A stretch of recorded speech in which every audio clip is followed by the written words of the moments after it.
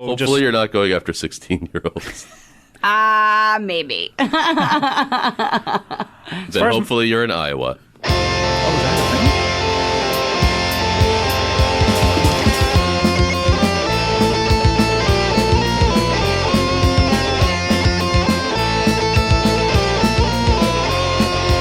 All right, here we are. This is Rock Hard Caucus, episode 110.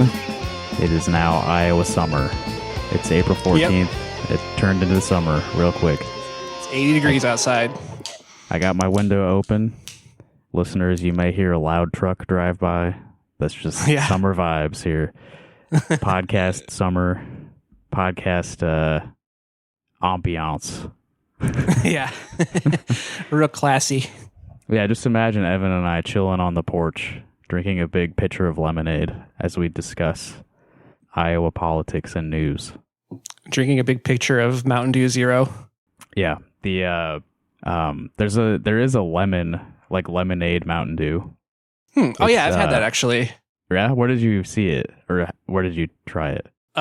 So my girlfriend at her work gives like free pop out to their employees. And they always get like weird stuff. So they get like all the different kinds of Mountain Dew. They had that, I can't remember what it's called, but it's like a Mexican like apple soda. Huh. It's like something they sold or something. Yeah, I don't know about that. Yeah. The only lemon Mountain Dew that I have seen anywhere is exclusive to Witch. Oh, yeah. And it sucked, but whatever. I've never even had Baja Blast. I'm a Taco John's guy over at Taco Bell. So yeah, and I don't really drink that much Mountain Dew. I'm drinking a Coors Light right now because I'm boycotting Bud Light. But I also heard that Coors is also a SJW company. So like, I'm not sure if I'm really helping the cause or not. Yeah, they're gonna put a trans man on the can very soon. Oh, wow, that. Actually, that would be really good. That would be awesome. Bud and Coors are fighting it's sort of the battle of the sexes, but they're both trans. So it's a woke battle of the sexes. Oh man, yeah, they could definitely make some Super Bowl ads off that concept. That'd be some good stuff. Some good cross promotion. It would make everyone happy. Yeah. Both sides are represented, trans men and trans women. There you go. It's perfect. Who will you choose? Yeah. Which do you prefer? So it's just Evan and I tonight.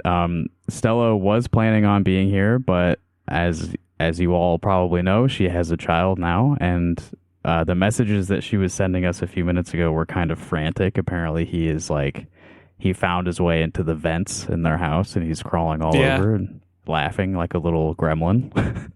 Yeah, I think she's laughing like that scene in Breaking Bad where they find the money in the vent. Wait, am I maybe getting that wrong? The crawl space. You may be conflating two different events. I probably am. That happens a lot.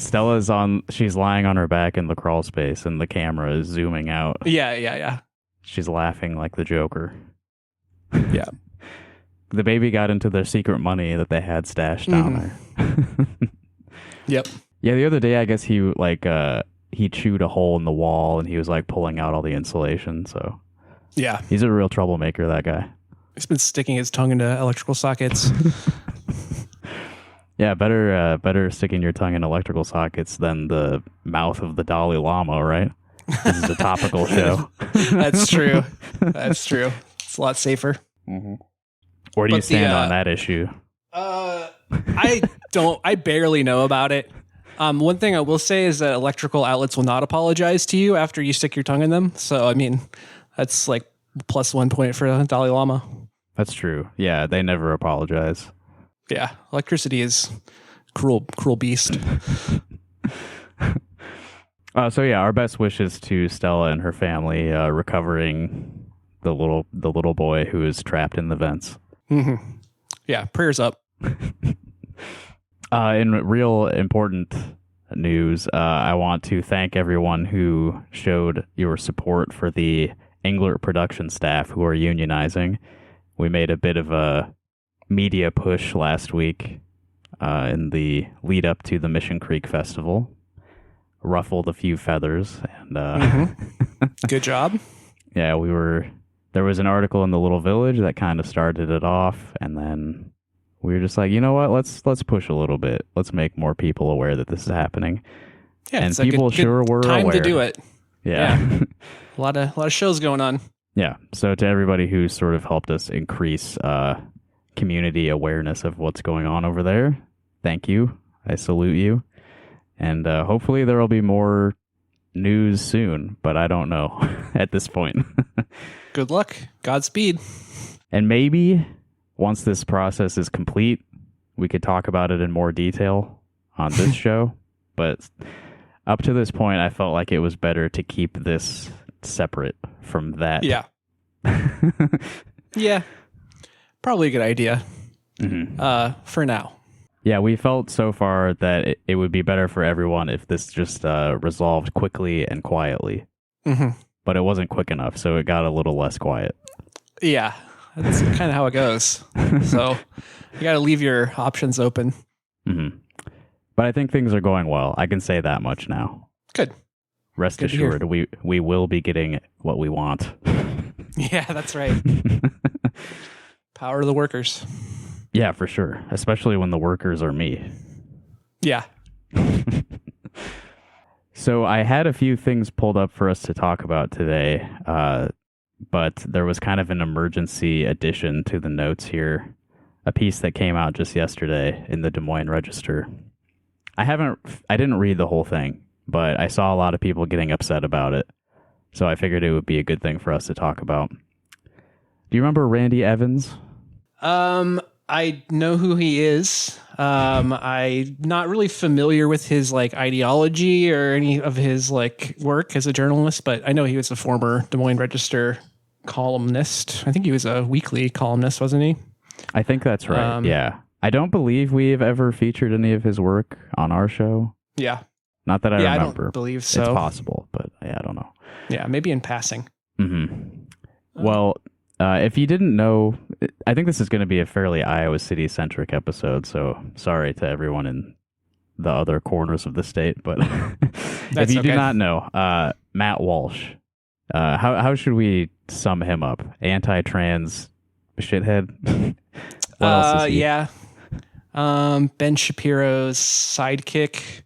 Yeah, he's a Daily Wire guy, right? He's a Daily Wire guy. Yes, he is. But yes, he's also one of the most viciously anti-trans people, and anything that isn't traditional gender roles or girls getting married off at 17.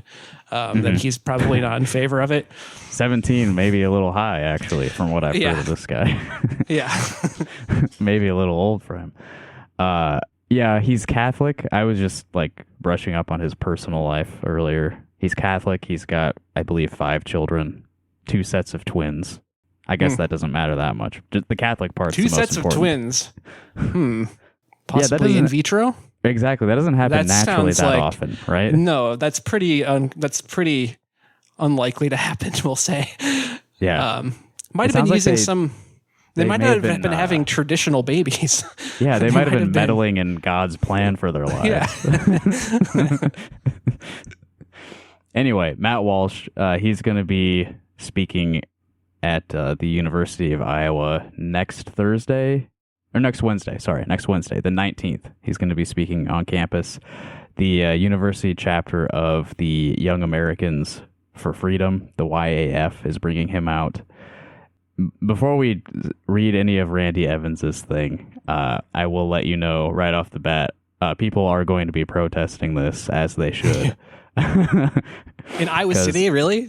Yeah. Yeah, can you believe it? There's Iowa City college kids who are upset that Matt Walsh is going to come and tell them that, gender ideology is the downfall of humanity. So if you want to hang out with cool people, they're going to be gathering at Hubbard Park, which is the park that's across from the IMU, the Iowa Memorial Union. And this flyer I'm looking at says they're going to start gathering at 4 p.m. So if you want to make a day of it, come hang out at Hubbard Park. Stay safe, because I imagine this is going to get heated. Oh, and I don't think this is mentioned in the article either, but one of the campus conservatives, like their chat leaked. Like somebody leaked messages from their chat where they were using the T slur. Oh yeah, and they were like, "Don't say that because people might be read these chats later on or something." Yeah, and I don't know how these got out, but somebody must have been in the chat, or like somebody in the chat shared it with someone else, and they printed off flyers and were hanging those up. Yeah, they're like, not that there's anything wrong with you using that term, but it's an operational security issue. Yeah, it's good to say that, but just not here. So that's just adding fuel to the fire, the culture war at the University of Iowa. All right, so Randy Evans, let's see what he thinks about this. He is a retired member of the Des Moines Register editorial board. So he came out of retirement to write this piece. The headline is, "Have we forgotten how to agree to disagree?" Have you forgotten when those towers fell? Great start. Yeah, he opens with a bit of like a personal history thing. "My friend Denny and I were as different as night and day. He was conservative. I wasn't." What were you? Yeah, what was he? Well, maybe we can fill in the gaps. I'm sorry, but just saying you're not a conservative is not good enough these days, bud. You got to go a little bit more detailed into that. Yeah, let's see if he says what leftist org he belongs to. Many of the people who say they're not conservatives are in fact very conservative. Yeah, the type of person who is a retired like man who used to write for the newspaper. I imagine years of accumulated brain damage from being a journalist. He may have some conservative leanings that he maybe isn't acknowledging. But anyway, Denny was conservative. Randy claims he was not. He was not conservative. Mm-hmm. So Randy accused Denny of being to the right of Attila the Hun. He accused me of working for Pravda, the famed Communist Party newspaper. Wow. Is that a smear of the Des Moines Register specifically, do you think? Probably. Yeah, I didn't think of that. That's good. So Denny was do you know anything about Attila the Hun's politics, Evan? I don't actually. But I guess he was pretty right wing, I guess. I don't know. Let's see if he belonged to any parties. Yeah, I think that was like what, the Byzantine Empire or some shit. Like maybe a little bit after that. I don't know, man. I took AP World History, but it's been a long time. Is there? I've got his Wikipedia pulled up. I'm seeing if there's like a controversy section. Yeah, that would be. Yeah, that they do need to start adding that for historical figures. Controversy. Yeah, teach the controversy. Mm-hmm. All right, we don't need to get into Attila the Hun. Anyway, we thoroughly enjoyed poking each other this way. It was invigorating to hash over issues that were bubbling up in rural Iowa, at the Capitol in Des Moines, or out in Washington. So this is just two fellas on what are clearly complete opposite ends of the spectrum, just having a little fun. That's different as night and day. Mm-hmm. Yeah. Mm-hmm.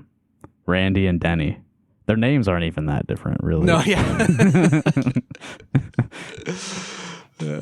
But when all was said and done, neither of us would do or say anything to undermine our respect and admiration for the other. So what did you actually talk about? Like, again, zero specifics on any of the things that they possibly might have disagreed about.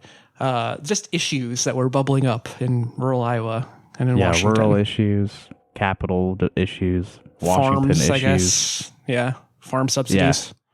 Yeah, immigration, I bet, was a big thing for them. Oh, I guess he does talk about it here. Free speech. That's one thing that they definitely both believed in. Yeah, that's common ground for them, I think. Sadly, Denny is gone, and I miss our debates. I am confident we would have found common ground these days over the free speech turmoil that has embroiled some college campuses around the United States. Here it is again. The most important issue of our times, right? Yep. Free speech at college. Yep. Broadly applied, fairly applied. That's right. Again, I guess we haven't gotten the content of the article, but guess what he thinks about people protesting Matt Walsh. Yeah. What does he think about their free speech rights? Just imagine. This is honestly a little unfair to Denny. Like, apparently Denny has passed away, and Randy's just like using his dead friend to say, like, Denny would have thought this in complete agreement with me, by the way. Yeah. As if that bolsters his argument. Different as night and day. Denny, if you're out there. And we would have wondered whether such turmoil will be visited upon the University of Iowa this month when the national conservative commentator Matt Walsh speaks there. I wonder if he's going to tell us any specifics about Matt Walsh either, aside from national conservative commentator. National conservative commentator. National, that's an important word, I think, for Matt's ideology. He is certainly a national conservative. That's Actually, true. Let me see. I remember he has something pretty interesting in his Twitter bio. Yeah. The first thing he calls himself is a theocratic fascist. I'm sure that's a little tongue in cheek, but not entirely. Yeah. I'm really self-aware. This is really important here. 400 people have signed an online change.org petition opposing Walsh's lecture on April 19th at the Iowa Memorial Union. He was invited by the Iowa Young Americans for Freedom student organization. Wow, 400 people. Wow. Oh, the change.org link. Oh, it's bringing me to a USA Today network. What? I'm like not allowed to look at the change.org. USA Today network requires you to enroll this device to access message links. Sorry. You fucked up the link, Randy. Sorry, I'm not giving Gannett my fucking email. Sorry. Yeah, so I can go look at something that has nothing to do with them. Yeah, it's trying to take me to mimecast.com. That's like a legit email, like filter service or something. I've heard Sure of that. it is. Mimes. Yeah, Mimecast, definitely. Mimecast? The worst podcast ever. Yeah. Or the best. That's true. You can't make any mistakes if you're... That's right. Yeah. It's all up to interpretation. Anyway, we're going to have to maybe take his word for it that 400 people have signed this change.org petition, which is certainly a big problem. Oh, I found it. 451 have signed. I will link in the chat if you need it. Yeah, why don't we see what the change.org petition actually says? Oh, it's got a link to his Twitter post of a screenshot of a tweet saying, "I literally call myself a fascist in my bio, loud and proud." So it wasn't ironic. It wasn't even like, "Oh, haha, you guys think I'm a fascist. I'm gonna say I'm a fascist to like own you because I'm actually not." Nope. Right. No, I am, I guess. Yeah. He's operating on a super high level of irony, maybe. Yeah. Yeah, the super high level of irony is called being sincere about your beliefs. Yeah, I guess I'm on the same level of irony. Me too, yeah. Yeah. You just sincerely say like a inflammatory thing you believe, but you believe it genuinely, and you're only saying it to make people mad. Yeah. There's a little bit of that going on. Yeah, okay, I guess I believe this is a couple quotes from him. I believe that gender ideology is one of the greatest evils in human history. A very absurd thing to say when you compare it to pretty much any other great evil. I think traditional gender ideology is one of the greatest evils in human history. Yeah. Like, what gender ideology are you talking about? Yeah, Doesn't make any the fucking ideology sense. of gender Like subjugating women is probably existing. bad, I would say. Yeah, there's been a lot of evil associated with that. Yeah. So I guess what he's saying there is that we should abolish gender entirely. Maybe he's right here. I guess we'll just have to attend his speech to find out. Yeah. And they follow that up with the anti-trans hate crime epidemic is a complete fiction, which I'm sure he's got some real important like FBI crime stats to back that up, as they often do with that kind of thing. Trying to obfuscate the point being that, people who are out trans people are putting a target on themselves and are at higher risk of being attacked and etc. Yeah, this thing that I'm promoting, totally fiction. Like this thing that I've like spent my staked my career on being like the anti-trans guy. Right. Yeah. I mean, hatred. I mean, what are we talking about here? It's a fiction, but I sure wish it was fact. I'm trying. Yeah. They don't even get into how I'm still looking at the change.org thing, which I think they're just trying to send a message to the university that like this is fucked up. You know, there's not really a specific call to action here. Yeah. But they don't even talk about how he and like libs of TikTok have like specifically targeted multiple like children's hospitals around the country. Mm-hmm. They like start talking about a specific hospital and like specific doctors who provide gender affirming care to minors at those hospitals. And then just coincidentally, those hospitals and those doctors suddenly receive like 100 bomb threats. Yeah. And end up having to like shut stuff down and not actually care for trans minors. Yeah. Yeah. I mean, these are like the same people who've been like attacking abortion clinics for fucking decades. Yeah. Same It's exact tactic. Yeah. Which seems to go a little beyond what is traditionally protected as free speech, you know, inciting stuff like that. Well, we'll see if Randy, I wonder if he acknowledges that. He's really gonna, I'm sure he's gonna really get this head on. He's really gonna get right to the bottom of it. Mm-hmm. Well, he continues, the speech is part of Walsh's nationwide What is a Woman lecture and documentary tour in which he discusses transgender and gender identity issues. Last year, he said, gender ideology is one of the greatest evils in human history.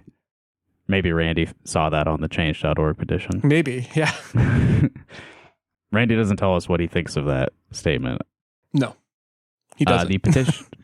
The petition organizers oppose Walsh's appearance in Iowa City. They argue he is prone to violence and a danger to the University of Iowa's community at large. The Cedar Rapids Gazette reported some petition signers have left comments like, we do not need to platform openly fascist people at our university. That's a weird way of putting that. The Cedar Rapids Gazette has reported to it. I mean, that is the first comment yourself, dude. That is the first comment that shows up. Yeah. I mean, is that supposed to be some like extreme thing to say? Is that like maybe publicly funded universities shouldn't have like people who literally call themselves fascists speaking? Like, yeah, I don't think that's particularly controversial. Sorry. Yeah, I mean, what is the line, I guess, for them? Like, would they have like David Duke on campus? I know he used to do like stuff like that, like in the early 90s. I mean, like you said, it's like they just dance around the fucking inherent violence to what they're doing. And then like these like goofy liberal people are just like, well, you got to hear him out. Like where is the line? Yeah, that's exactly the point. I'm going to read one more comment from the change.org petitioners. This one said, Matt Walsh is a pedophile.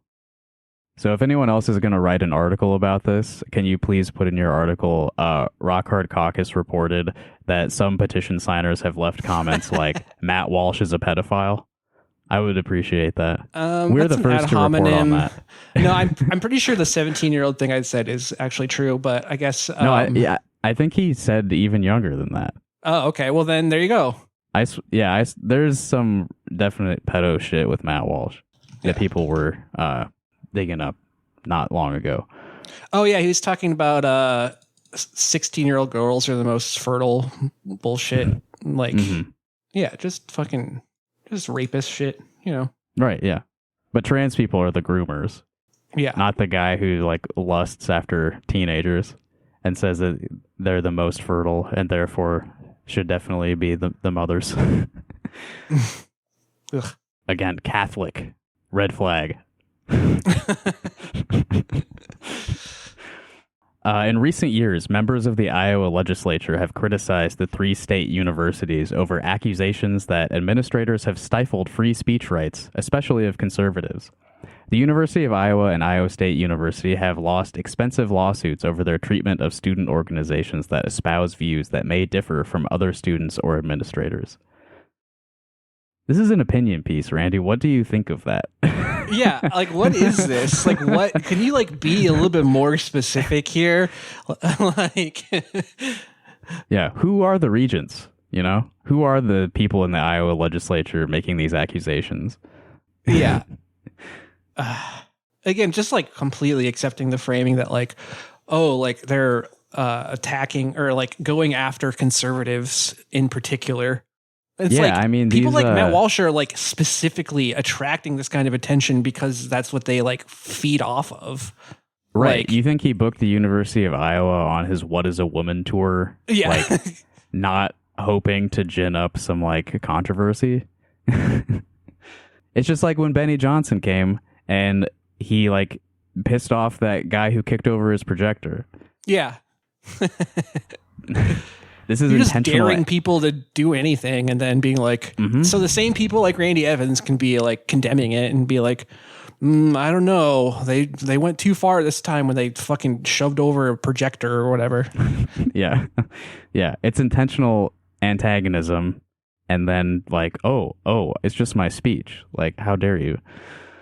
The Iowa Board of Regents responded by adopting a freedom of expression policy that says, it is not the responsibility of the universities to shield individual members of the campus community from viewpoints they may find unwelcome, disagreeable, or offensive. Never seen any university employee attempt to do anything like that. Yeah, again, Randy does not tell us, like, is this working? What was the motivation behind adopting this policy? Who are the people making these accusations? It's also like one thing to say that, but then it's another thing to like accept an invitation for this guy to come to your fucking campus. Like, I don't understand what this policy actually does. Like, no, yeah. What is that? It doesn't mean anything. It's fucking meaningless. The only impact it's had on me, a university employee, is that I have to take the free speech test. Oh, yeah. I forgot about that. Okay. I guess it's obviously paying a lot of dividends. Yeah, I learn nothing. I just like fill in a bubble that says I read this. Yeah. Finally, Randy's presenting a solution here. The solution is not to shout down speakers with whom people might disagree. Instead of protests that disrupt events, a better outcome that advances everyone's knowledge and understanding of controversial topics is letting speakers speak and then organizing other events that expose people to contrary perspectives. Yeah. So another debate. again, like flattening all of this to like, oh, he's just a guy with an opinion. It's definitely not like there's like millions of dollars from like sympathetic groups, businesses, whatever, like being poured into the Daily Wire to exactly promote this kind of shit.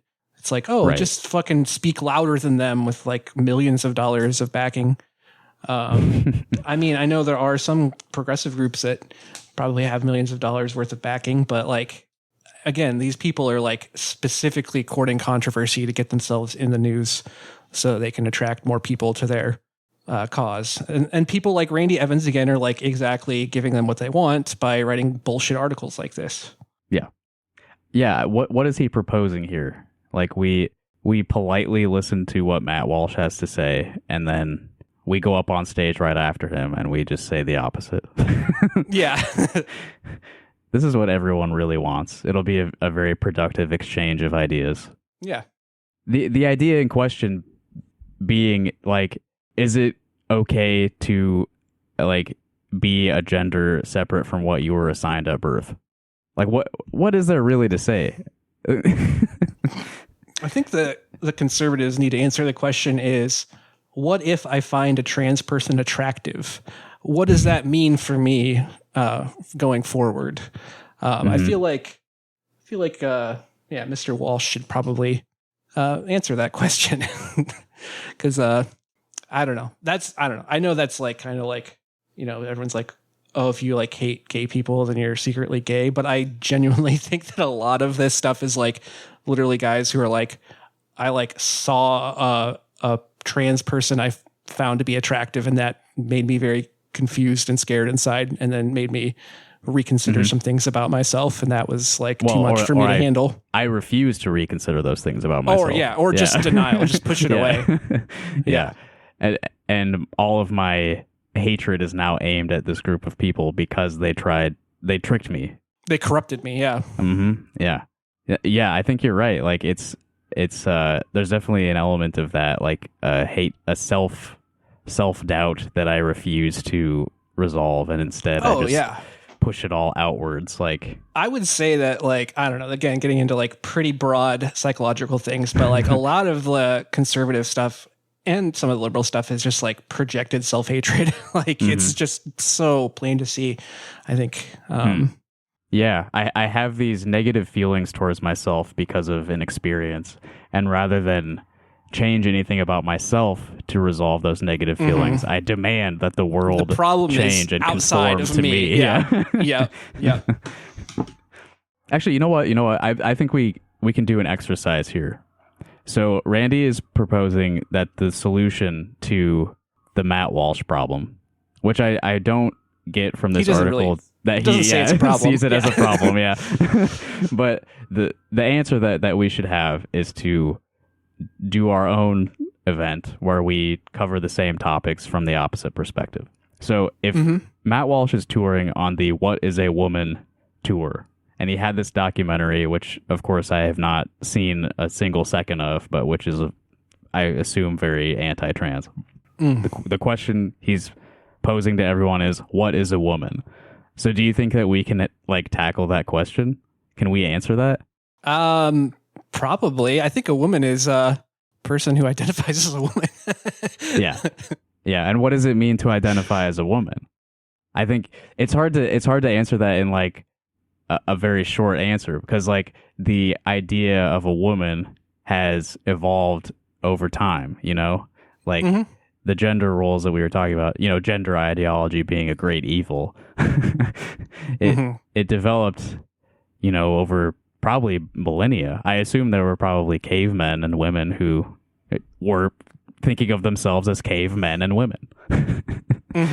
So there's long been this like divide between the masculine and the feminine, and it's kind of fluid. I think like everybody probably has a different like set of ideas about what one or the other is. Yeah, well, and it's definitely obviously not a binary. It's like that men have female traits, and some women have traits that are more considered male. It's like, I don't know. But yeah, I think Engels basically said that like the first conflict was between like man and women. And then sort of like modern society is kind of based on the subjugation of women. And then I think basically as things have progressed in some ways that, I mean, this is all a reaction to traditional gender roles becoming less of like an important ideal for a lot of people. Yeah. They're scared. Yeah. They're fucking scared. Right. Yeah. If all of human society up until this point has been on the back of subjugating women, if you start to expand the definition of what a woman is, like the whole thing is going to collapse. Yeah. Yeah. I think that's probably a more satisfying answer than what Matt Walsh's answer is, which I think is just a person with a vagina. I think. Yeah. He just thinks very bluntly about it. Yeah. So what is a man? Whatever you want him to be. Like, yeah. Yeah. I mean, if you're going to ask the question, what is a woman? You have to ask, you know, what is a human being? And how do we classify ourselves and why? Yeah. Yeah. Yeah. I think that little riff was a lot more thoughtful than anything you're going to hear Matt Walsh say next week. Let us know in the comments. Yeah, what do you think a woman is, folks? Feel free to call in. While Iowans will be watching to see if problems occur with Walsh's lecture, it was clear last month in California what direction the current hot political climate is taking us. You see, again, this is a problem, is that people are upset about this kind of stuff. Not the problems fact occur. That it's actually a problem that this guy is like openly promoting this stuff with like plenty of backing. Like, yeah, I think Walsh's lecture itself is a problem occurring. Yeah. I think the fact that he's on tour is a problem that's occurring over and over. His rise to like media stardom is a problem that has occurred. His whole career is an reoccurring problem. Then he starts talking about Louisiana or something. Yeah, some judge got heckled at Stanford University. Yeah, I think this is a thing that the campus free speech crowd points to a lot. Yeah. I mean, it's not like, I'm sure there's plenty of other examples that they point to. Again, like, I just don't, like, again, these people are specifically trying to antagonize people one way or another, and then they're getting what they wanted, and then we're, like, supposed to sympathize with them, I guess. Mm-hmm. Like, I don't, it's so fucking stupid. So let me see how he ends this. He's quoting from Jenny Martinez, who is the dean of the Stanford Law School. So this is where the judge, Stuart Kyle Duncan of Baton Rouge, Louisiana, where he was shouted down at a speaking event. The dean of the Stanford Law School, in her response to that situation, this is part of what she said. And this is about, well, according to Randy, this goes beyond issues of law school decorum, which thank God, because who gives a shit about that? That's not important at all. Lawyers, like the most famous, like fence sitters, like playing both sides of the aisle people in the fucking world. Like, yeah. The most ethical profession For of all sure. time. If you have no principles at all, you can never be violating any other principles. Yeah. Anyway, I keep not saying what she said. Jenny Martinez said this: "The cycle of degenerating discourse won't stop if we insist that people we disagree with must first behave the way we want them to. The cycle stops when we recognize our responsibility to treat each other with the dignity with which we expect to be met." Yeah, I think it stops when you stop fucking scolding people, like, again, for having a fucking normal reaction to some, like, fucking asshole coming to their campus and saying that, like, basically, like, you people need to fucking die. Like, yeah, what does he think he's doing here? We insist that people we disagree with first must behave the way we want them to. Yeah, you're telling people not to disrupt this event in any way. Yeah. Yep, sorry, there's no authority anymore. Like, you fucking fucked this up so badly that, like, we don't care if you're a lawyer. Like, we don't care if, like, you're a journalist for, like, 400 years. This shit is, like, so fucking childish. Yeah, for real. You're breaking the rules of decorum. It's not acceptable discourse. This is not how adults, like, fucking deal with conflicts. Yeah. The cycle of degenerating discourse stops when we choose to replace condemnation with curiosity, invective with inquiry. Well, again, he's already, like, Matt Walsh has already skipped past that point. God damn it. What the fuck is he curious about? He doesn't give a shit about these people. No, like, it's just like taking the most bad faith actors on the fucking planet at complete face value, like just taking their word for it when they have zero fucking reason, negative reasons to believe them on anything they say. Mm-hmm. It's disgusting. And then Randy props up his friend Denny and says, "My friend Denny would agree. I do." That's a really good ending too. My friend Denny would agree. I do. Again, just putting words in his dead friend's mouth. Yeah. And barely saying any words of his own, you know? Like, this whole piece is like just saying things that have happened and then what other people said about it. Yeah. What do you believe, Randy? Like, when you said that you're not a conservative, your friend Denny, who basically you've agreed with the entire time, couldn't be more night and day. Again, first sentence of the article. My friend Denny and I were as different as night and day. Came out of retirement to do this. What was the point, man? Yeah. Just to beg us not to protest. Yeah. Smarm. Yeah. Again, there will be people hanging out outside April 19th if you want to meet some cool people and hopefully make some connections in your community of like-minded individuals. More worth your time than hanging out at the Matt Walsh event. Yeah. Better than hanging out with Randy Evans waiting to see if any problems occur. Like, I was going to remark on that, where he's like, him and his, well, I guess not Danny anymore, but him and his friends are just like sitting around, like waiting for the protests to start up so they can like start wringing their fucking hands about it. Yeah, he must have had a good time in 2020. Yeah. Randy's personal email address is at the end of this article. Oh yeah, you should probably include that. Yeah. Should I read it out loud? Yeah, it's on the fucking Des Moines Register. They have way more sway than we do, way more influence.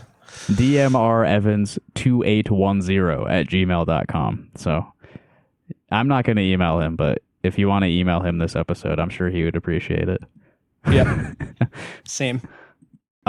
Well, real briefly, I do have a more fun piece of news that also relates to the University of Iowa that I thought we could talk about for a minute. It's just kind of a real example of absurdity. Yeah, I know what you're talking about. This piece was in the Daily Iowan on April 6th by Liam Hallowith, their politics editor. And this is about the university announcing a metaversity virtual reality campus. So from what I have heard recently, Facebook and Mark Zuckerberg are sort of like quietly backing away from their lofty idea of the metaverse. Like I haven't like read anything about that, but I've seen like brief mention that they are putting less focus on the metaverse, that it was clearly a flop. No one gives a shit about the metaverse. Yeah. There's been a very funny article that I recommend everyone reads in New York Magazine. That is, it's called "Searching for Friends in Mark Zuckerberg's Deserted Fantasyland." It's really funny. It's pretty long, but it's got some pretty good interactions with the people who are actually using this software. Yeah. So I think we have passed the brief window where anyone was pretending that this was like a worthwhile endeavor. Yeah. Except apparently for the University of Iowa Tippie College of Business. The best ideas come from the fucking business department. Apparently they just opened their virtual twin to the university's campus in the metaverse just earlier this month. And they're going to use this for research on virtual realities, virtual learning opportunities, and virtual tours of campus. So, like, this is, again, like, been around for, like, 2 decades at this point. I know that you have used Second Life, the software that came out in, like, 2004, maybe. And it was also, there's a million articles that were basically like this one about, like, how big of a deal it was going to be, how it was going to be like the new thing for all these people to meet each other online, all this like social interaction on your computer. And there is like literally a bunch of fucking colleges doing the same shit on there. Newt Gingrich was on there giving speeches to a bunch of We've like wiggling like worms. Yeah, there's a bunch of I mean, like, it's already a failure.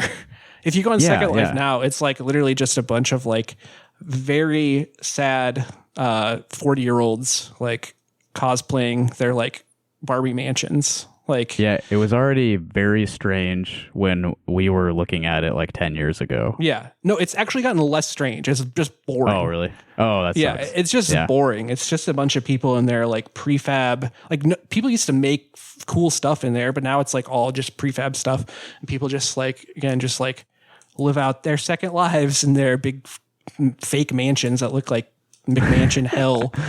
Yeah. It turns out life is boring, and trying to have a second one in the computer. Yeah. Not that exciting. No, I think real life is probably preferable to unless you are living out like insane, physically impossible fetishes. Second Life is not worth your time. Yeah, there are some things it is useful for. But as someone who spent like way too much time on the computer, I think First Life is probably a lot cooler. Yeah. So virtual learning opportunities. It seems like, well, Evan and I, not to break the illusion, we're not actually hanging out on the porch right now. We are talking to each other via Zoom, which maybe isn't the best way to conduct a classroom, but seems to be pretty well tested at this point. Like, it's not going to live up to an in-person learning experience, but it's something probably the best you can do virtually. I'm not sure that adding like 3-dimensional avatars to the experience is going to improve your learning experience. I don't know. I do have a VR headset. I bought it at the very beginning of the pandemic with my Trump bucks, excuse me. Definitely not giving Biden credit for that. He still owes me $1,400. Yeah. Remember who signed those fucking checks. But like I'm not a super social person. You might have gathered that, but like it's unnerving to like encounter people in virtual reality.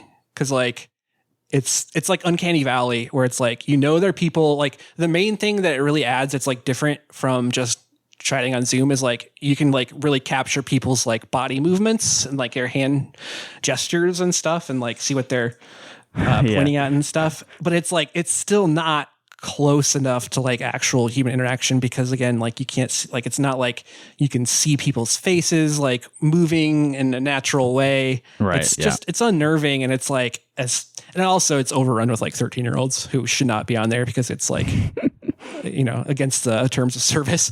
But yeah, it's not fun. It's like it's unnerving. It's creepy. The real failure of this article is that there are not any photos or videos attached, because they say that the university president, Barbara Wilson, cut the ribbons to open the new virtual campus as a virtual avatar of herself, which we are not allowed to see in this article. It does say that it was broadcast via Facebook Live, so maybe I'll be able to find an archive of that. But today, school leaders and members of a virtual reality company gathered here at a digital version of the Pentacrest for a virtual ribbon cutting. Whoa! There we go. This looks great. This is the University of Iowa. Not the real one, but an online replica. A big part of the New York Magazine article is like, why don't they have legs? Well, again, because it would look fucking weird if they did. Because like, yeah, you can, you have controllers that can like sense where your fingers are, and like you have your head that can like bob around. But like outside of that, there's like not that much. You have to for put them on to animate ankle straps and stuff.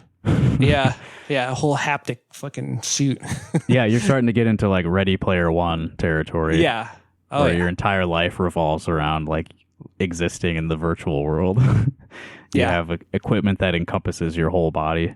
Yeah. See, I use my VR so I can pretend I'm in a race car. See, that's like that's a normal thing to do with a VR headset. Versus, honestly, that makes sense because like it's very expensive to drive a race car, and there's less danger if you're doing it virtually. Yeah, and it's a lot more fun than going to a fucking meeting in a virtual conference room that you could have either had on Zoom or in real life. On a fucking telephone, both would have even. been preferable. Like, a landline telephone is just as effective for sharing this information, probably. It's already 80 degrees outside in April. You want to put a fucking VR headset on for like an hour and a half long meeting? Shit fucking sucks. No one wants to do that. Yeah. Well, this is like the most important part of this that I really wanted to make fun of. Iowa Senator Zach Walz, a Democrat from Coralville and the Democratic leader, virtually attended the unveiling of the campus as an avatar on Thursday. So again, show us the Zach Walz avatar, please. Yeah, come on. That's too good to pass up. Walz said he is excited about the research possibilities for the technology. Which are what? Like, yeah. What are you researching? The research possibilities? Like, oh my God. Just get a World of Warcraft account. Like, research that. Yeah. People have much more meaningful interactions on World of Warcraft than they do on any fucking VR app. For sure. Yeah. Shout out to my friend Alex in Maine. Yeah. Yeah, exactly. I know a lot of people who have like online friends from like video games and stuff.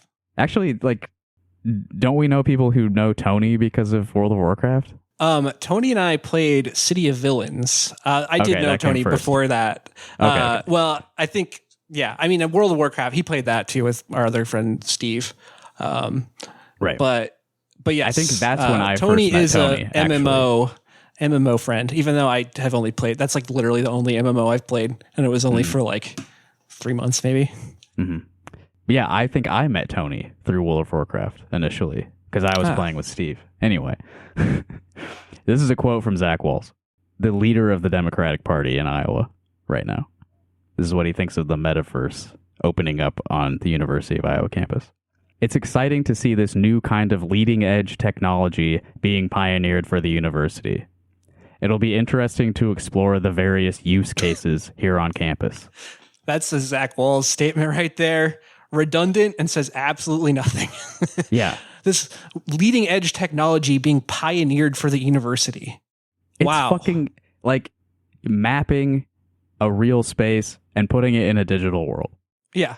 not even interesting virtual spaces. Like I said, like it's literally like conference rooms and like just fucking boring ass like buildings that look like real buildings. Like there's so much potential for like cool like art and creative stuff on there, and it's like they absolutely are like catering to the worst, most boring uses for this kind of technology. Like it's insane. Let's do boring shit with a headset on. Yeah. No, we should be like fucking putting people into forcing people into psychedelic experiences that they're not ready for. That's way more fun. Yeah, if I cannot be the avatar of a school bus in this metaverse university, like what am I getting out of it? Yeah. Did they map out the secret dungeons on campus in this metaverse university? Yeah, I guess, that's another cool thing you can do for that. You can explore the International Space Station. You can like explore like a U-boat or whatever. Like there's the bunker where Adolf Hitler killed himself. You can look at it. Yeah, exactly. It's like you're really there. Yeah. I brought this up in our chat the other day, but like I was thinking about this in relation to Columbine and how like this wasn't real, but there was a rumor that they had mapped out their high school in Doom and like used it to train for the big day, which was like an urban legend. But like, 25 years ago, this is how we felt about using technology to map out our schools in the computer. And now it's like, oh yeah, this is so we can have a meeting. Yeah. They're just enabling school shooters with this. That's the point I'm trying to make. But we've just gone so backwards. Like we recognized that this was dangerous and should not be allowed. Our cultural reaction to Columbine was correct. Yeah. In all ways. And we have lost sight of that. Anyway, to tie these two stories together, I'm proposing that Matt Walsh actually present his speech in this new meta university where they can mute all of the rest of us and we will not be able to heckle him. Yeah. Yeah. That's free speech right there. Solves all your problems. Matt Walsh gets to say everything he wants completely unchallenged, and there's no risk of danger to anyone. Yeah, well, there's definitely been some griefing incidents on Second Life. I'm sure there's some pretty smart people out there who might be able to get around some of the limitations of that environment. I can't remember who the lady was, but she was like a fashion designer for Second Life and like was getting like a bunch of publicity and like gave a speech, and like people just made these like floating penises that would just like float onto the stage while she was speaking. Oh yeah. I do remember seeing that. Yeah, it was people on Something Awful for sure. Mm-hmm. I'm pretty sure there's actually an article on Something Awful about it, and this was a long time ago. So again, that's not that we're condoning that behavior, but it was. There's ways around the rules if you're smart with technology. Yeah, there's always a back door. Yeah, there's got to be cool like computer science students on campus who could figure out how to hack the meta university. Yeah, we're gonna vandalize the virtual campus. You want to hear some voicemails? We've got a few. Sure. I didn't write down the phone number, and I still don't have it memorized. So you're gonna hear some voicemails now from people who called the number 319-849-8733. So if you would like to call in and say something to us, really the sky's the limit. You can say whatever you want, but if you say anything too bad, I just won't play it on the show. But free reign. There you go. Call and say whatever you want. Here's the first one. Hey guys, call me Trucker here. I saw this phone number scrawled on the bathroom stall at Ray Gun T-shirt store. I'm not sure what that's about. But I thought I'd call and let y'all know that in his youth, Chuck Grassley would make his farm hands hook up automatic milking machines to him, and he'd just get milked for hours. It's a weird fetish of his. Like Jordan Peterson. Anyway, great show. Keep up the good work. I thought that was real for a minute. Like That's what they're doing in China. It's probably not a reference to anything. That's got to be just a legitimate statement. Yeah. That was our friend Kami Trucker, one of the first supporters of our podcast, actually. Yeah. He goes Did you way see back. he was in Newsweek recently? I did see that, and I read the article last night, I think. Yeah. Harrowing stuff. He talked about a really job he horrible. had in a slaughterhouse years ago. Yeah. I'll probably link that in the episode notes if you want to read about an Iowan who worked in a slaughterhouse and how awful that was. I forgot to say this. I want to apologize to the person who left a voicemail like 2 months ago asking Chuck for advice. Because we have not, schedules have not lined up yet to actually have Chuck take on your question and provide you with that advice. So hopefully you're doing okay without his advice so far, but we will get to it eventually. We're trying to lure him onto the podcast. By throwing rocks and bait at him like in the Safari Zone in Pokemon. So we will get to it eventually. But in the meantime, if the backlog keeps piling up, I can guilt him about it. So if you would like Chuck to advise you on any sort of like life situations you're in, hopefully not time sensitive, 319-849-8733. And just ask for Chuck. Yeah, give it about a year. For the advice to hit. All right, here's another one. Hey guys, it's Heath, long time listener, sometimes poster, first time caller. I want to tell you about a time that me and the man himself stole a soda machine from Fontana Park outside Quasqueton. The deal was we were going to take the cash. He was going to take the sodas. He didn't know that sodas were serial numbered. So we took them all. It was a crazy night. The moon looked like a boob. Soda machine looked like a boner in the moonlight. We pushed that thing into the river. We drove away. We did some crimes. He beat some guys up. He didn't lose the fight. It was incredible. Thank you so much. Thank you. I believe this was someone who got into some Iowa trouble. That's what it sounds like. Yeah. Sounds like there's some serious Iowa trouble going on there. Yeah. Did you catch their name? I didn't understand at the beginning. Said Keith, maybe? I don't know. That might be right. I couldn't hear it either. Yeah, I pulled up the Google Voice transcript and it said teeth. Oh. It's probably not what they said, but yeah. Yeah, could be. But we definitely know who the man himself was. Yeah. I actually have another voicemail here about Iowa trouble, and then we can talk about that situation maybe. But okay. Hey, Rock Hard Caucus, first time, long time. Just like to bring attention to our boy Evan in the latest episode of Iowa Trouble. He talks about ethanol vehicles, and I'd just like to say most vehicles can in fact run E100 ethanol. In fact, the Model T could run E100 ethanol. Okay. Fool. Now, let's just say that E100 is not ideal, though. It is a lower energy, and it mostly just sucks. So use regular gas. I appreciate the correction to whoever that was. I appreciate that. Yeah, I guess I have heard that. I just have, I know I've read my owner's manual for my 2011 Subaru. Yeah. And cover to cover, you read the whole thing? No, I'm just kidding. I know you're not supposed to. And I'm afraid to, I'm afraid to use the E15. If I see that, I'm like, I'm scared. I don't know. No way. That can't be right.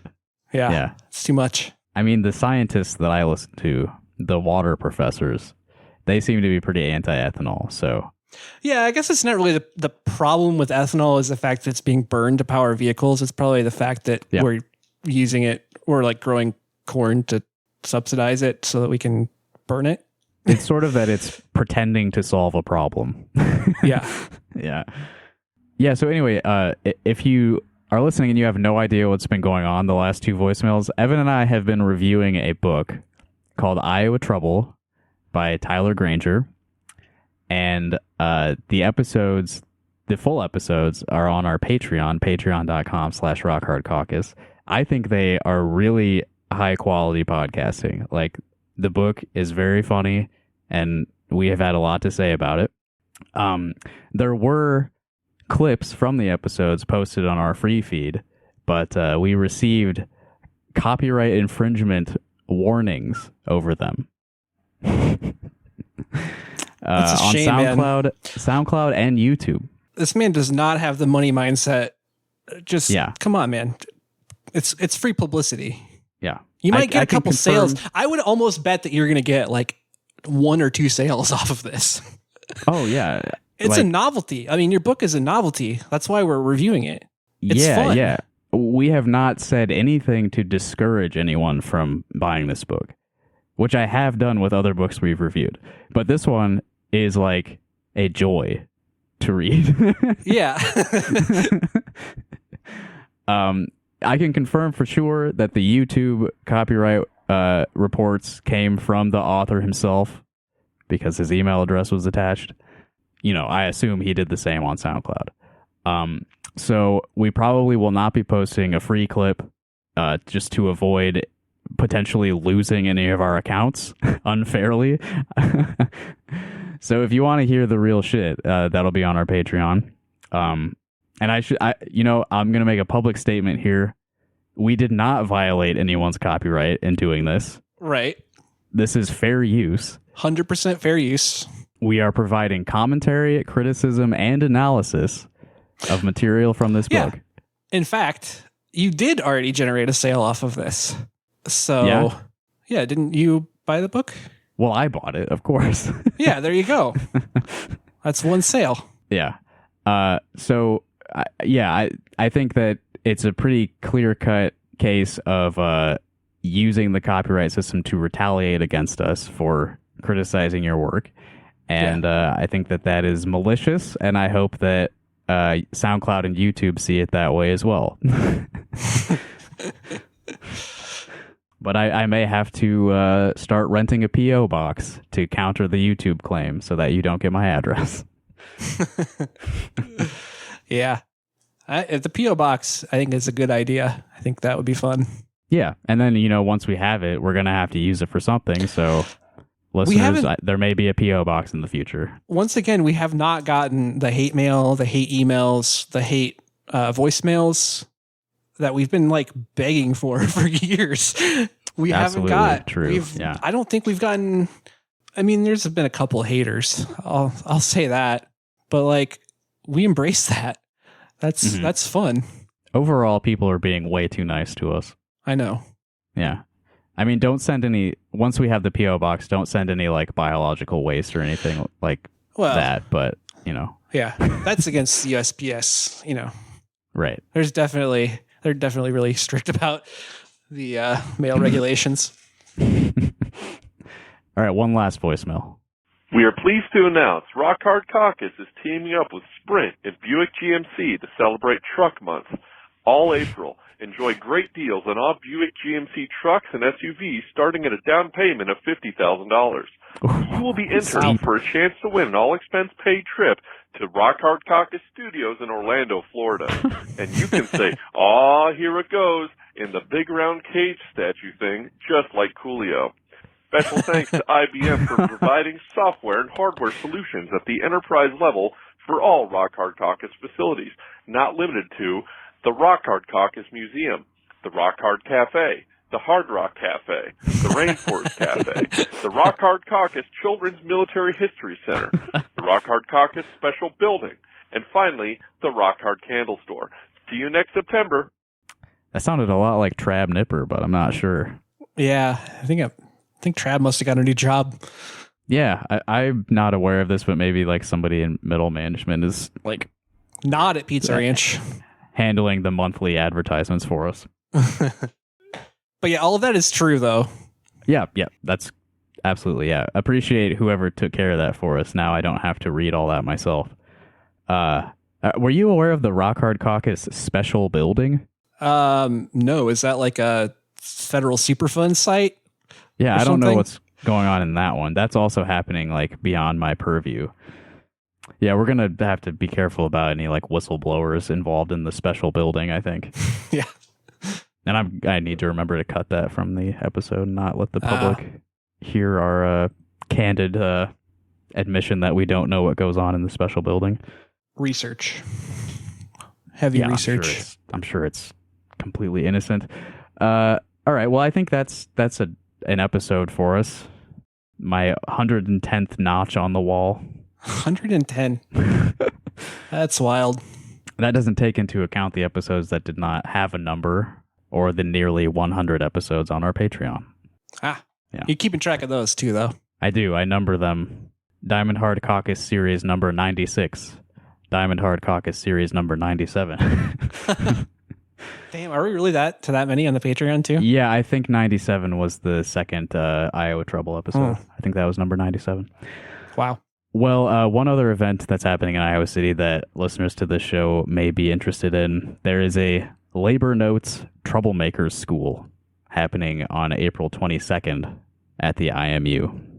So if you attend the Matt Walsh event, you can just hang out in the building for 3 days and then attend the Troublemakers School put on by Labor Notes. Basically, it's like if you're interested in organizing your workplace or you want to learn more about that process, I think there's going to be some real useful stuff going on there. LaborNotes.org if you want to find the information. I was told they don't turn anyone away for lack of funds, so don't let that dissuade you if you see a dollar sign. Someone that you know may be there. Wink, wink. And now we're going to close out with some music from an Iowa band. I believe these guys are from Cedar Falls. This is the band T-A-N-G. That spells Tang, but I think you're supposed to say it T-A-N-G because there's periods in between the letters. I don't know what it stands for, though. But maybe if we listen to their new album, Big Bright Empty Nothing, it will reveal the secrets of T-A-N-G to us. It's got really cool album art. I'll say that. Yeah, and like I've listened to like a little bit of this. I haven't listened to the whole album yet, but it's like long instrumental, like prog kind of stuff. So I think it's cool.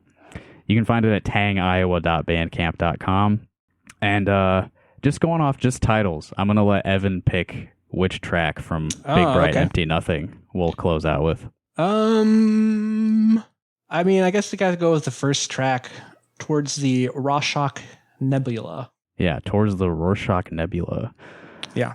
Yeah, and Evan chose that instead of Voyage Domino, Murphy's Comet, or Blues for Yuri. So I was going to think of Blues for Yuri. I was thinking of that one too, because, you know, Yuri Gagarin is a hero of mine, but I don't know. So is Rorschach from fucking... Yeah, from Watchmen. Yeah, just kidding. If you haven't picked up on it, yeah, Rorschach from Watchmen is like our ideological guiding light. Yeah. Yeah. I'll look down and whisper no.